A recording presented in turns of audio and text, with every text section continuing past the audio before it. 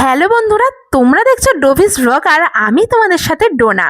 তো আজকে আমি বানাবো ক্রিসমাসে এই প্লাম কেকটা।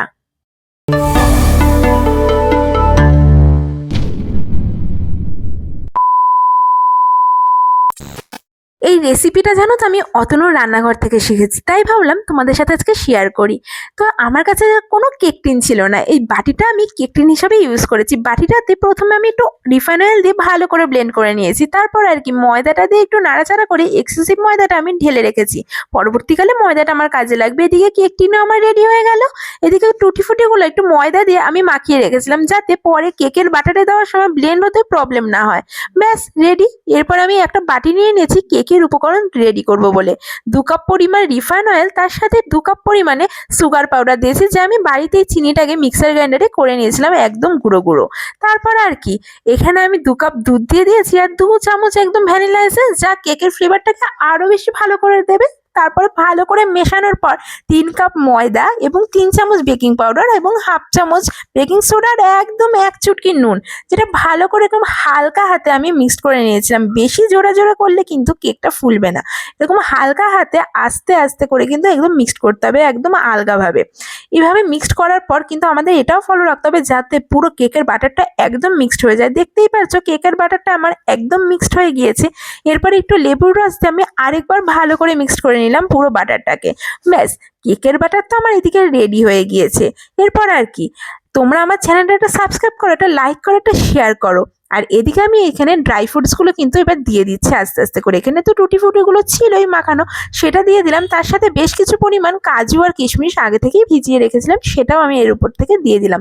এরপর হালকা করে চামচ দিয়ে ভালো করে আমি কিন্তু এই বাটারটার সাথে সাথে মিশিয়ে দিলাম। ব্যাস, কেক তো আমার রেডি হয়ে গেছে, কেকের বাটার রেডি হয়ে গেছে। এরপর আর কি কেক টিন তো আমার রেডি করাই ছিল, এই পুরো বাটারটাকে আমি এবার কেক টিনের মধ্যে কিন্তু ঢেলে দেব। ব্যাস, কেক টিনের মধ্যে ঢেলে দিলাম, আমার রেডি হয়ে গিয়েছে। এরপরে কিন্তু আমি উপর থেকে কিন্তু আমি ড্রাই ফ্রুটসগুলো দেবো, কেননা এই ড্রাই ফ্রুটস আমি কেকের বাটার তৈরি করার সময় পুরোটা দিইনি। আর এদিকে আমি বলে রাখি, এই কেকটাকে কিন্তু এইভাবে এয়ারটাইট করার জন্য আমি এরকম বাড়ি দিয়েছিলাম যাতে কেকের বাটারটা পুরো ভেতরে যায়। এরপর আর কি ড্রাই ফ্রুটসগুলো সুন্দর করে সাজিয়ে দিয়ে দিলাম।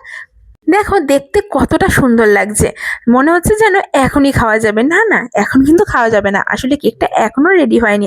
অ্যাকচুয়ালি পুরো কেকটা আমার রেডি হবে যখন আমি পুরোপুরি আরো 4 ঘন্টা পর। কেন বলছি সেটা এবার বুঝতে পারবে তোমরা।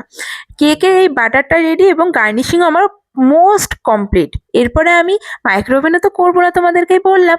এই কড়াইতে একটু নুন দিয়ে তার উপরে কেকের বাটিটা বসিয়ে রেখেছিলাম, এরপর ভালো করে ঢেকে দিয়েছিলাম। ব্যাস 40 মিনিট পর যখন দেখলাম চামচটা দিয়ে দেখলাম শুকোয়নি, তারপর আর কি আরও 30 মিনিট রাখার পর দেখলাম চামচ দিয়ে হ্যাঁ শুকিয়ে গিয়েছে। ব্যাস নামানোর পর 4 ঘন্টা পর এরকম থালাটা উপর দিয়ে ঢেকে এরকম উল্টো করে বাটিটা দিয়ে বের করে নিলাম। দেখতেই পেলে বাটার পেপার লাগলো না, কোনো কেক টিনের দরকার পড়লো না, একদম ইজিলি কেকটা বেরিয়ে গেল। এরপর আমি তোমাদেরকে কেকটাকে কেটে দেখাচ্ছি। দেখো কেকটা কাটার পর কতটা সুন্দরভাবে কাটলো কেকটা।